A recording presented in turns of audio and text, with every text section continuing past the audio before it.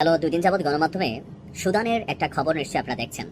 এমনকি এখানে আরব আমিরাতের ভূমিকা নিয়ে প্রশ্ন উঠছে যে মাত্র 3 দিনে 1,500 মানুষকে শেষ করে দেওয়া হয়েছে। এমনিতেই অর্থনীতি, ক্ষুধা, দারিদ্র্য, মঙ্গা অনেক কিছুতে সুদান নামক রাষ্ট্রটা কানেক্টেড।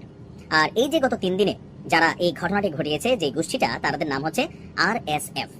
এই আরএসএফ এর যিনি নিয়ন্ত্রণকর্তা জেনারেল দাগালো, তিনি একটা শক্তিশালী বাহিনী হিসেবে আরএসএফ কে গঠিত করেছেন। এই বাহিনীর মাধ্যমে বেসিক্যালি তিনি সুদানের বেশ কিছু স্বর্ণের খনির নিয়ন্ত্রণ করেন। অভিযোগ আছে সংযুক্ত আরব আমিরাতে এই স্বর্ণের চোরাচালান হয়ে থাকে।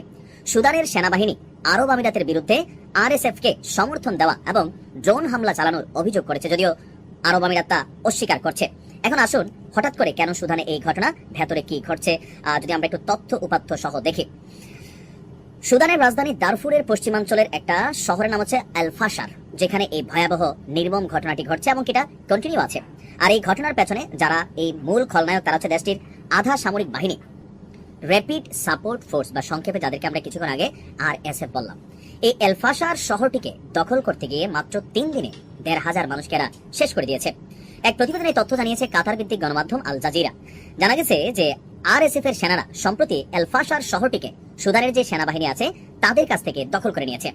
সুদান ডক্টর নেটওয়ার্ক তারা বলছে, আরএসএফ এল ফাশার দখলের পর সেখানকার বেসামরিক মানুষগুলো যারা ছিল, তারা যখন পালিয়ে যাওয়ার চেষ্টা করে তাদেরকে ভয়াবহ এই পরিণতি ভোগ করতে হয়।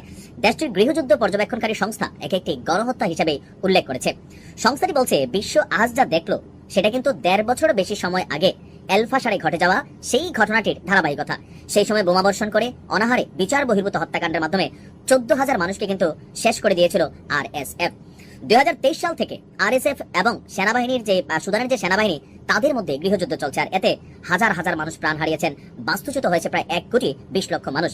এল ফাশার ছিল রাজধানী দারফুরের সর্বশেষ শহর, যেটি সেনাবাহিনীর নিয়ন্ত্রণে ছিল, মানে রাষ্ট্রীয় সেনাবাহিনীর। কিন্তু গত 17 মাস সেই শহরটিকে অবরোধ আরোপ করে আপনার আরএসএফ গত রবিবারে শহরটির দখল নিয়েছে। সুদানের সরকার বলছে, রবিবার থেকে বুধবার পর্যন্ত শহরটিতে প্রায় 2,000-এর কাছাকাছি মানুষ আপনার এখানে তারা প্রাণ হারালো। আর আমরা যদি দেখি যে এই আরব আমিরাতের ভূমিকা নিয়ে গেল কিছুদিন আগে, মানে এই বছরের শুরুতে লন্ডনে একটা অনুষ্ঠান হয়েছিল, যেখানে ইউরোপীয় ইউনিয়ন এবং আফ্রিকান ইউনিয়ন সংঘাত নিয়ে আলোচনা করতে একত্রিত হয়েছিল। তো এর সঙ্গে আপনার যখন সেই প্রোগ্রামটা হলো, সম্মেলনে অংশগ্রহণকারী কিছু দেশ, বিশেষ করে সংযুক্ত আরব আমিরাত, এই সংঘাতের পেছনে মূল অর্থনৈতিকভাবে ইন্ধনদাতা হিসাবে কিন্তু তাদের নামটা সামনে এসেছে। এপ্রিলে জাতিসংঘ বিশেষজ্ঞদের একটা রিপোর্ট ফাঁস হয়েছিল, যেখানে একাধিক আরব আমিরাতের ফ্লাইটের প্রমাণ পাওয়া যায়। পরিবহন বিমানগুলো দারফুরের সীমান্ত দিয়ে অস্ত্র চোরাচালান করে এবং চাঁদের ঘাঁটিগুলোতে উড়ে যাওয়ার সময় শনাক্ত হওয়া এড়াতে ইচ্ছাকৃতভাবে চেষ্টা করছিল বলে মনে করা হয়। তো আরএসএফ এর সাথে এই আমিরাতের সম্পর্ক 2015 সালের ইয়েমেন যুদ্ধ পর্যন্ত কিন্তু খুঁজে পাওয়া যায়। মানে মোট কথা হচ্ছে, আরব আমিরাত এই মুহূর্তে নামে একটা মুসলিম কান্ট্রি, এদের মূল কাজকর্ম ইসলির সাথে সম্পর্ক, পশ্চিমাদের কি বলা হয় যে চাটা, অনেক কিছু আপনারা জানেন। আর এই যুদ্ধে আরএসএফ এর যে অর্থনীতির চাকাটা, এটা কিন্তু পুরাটাই চালু রাখছে আরব আমিরাত। কারণ কি, সুদানের স্বর্ণের খনি। আসলে আমরাই কিন্তু আমাদেরকে শেষ করতেছি, এখানে বহিরাগত পশ্চিমা বিশ্ব এরা কেউই কানেক্টেড না। সাবস্ক্রাইব করুন মহাকাল বিটু।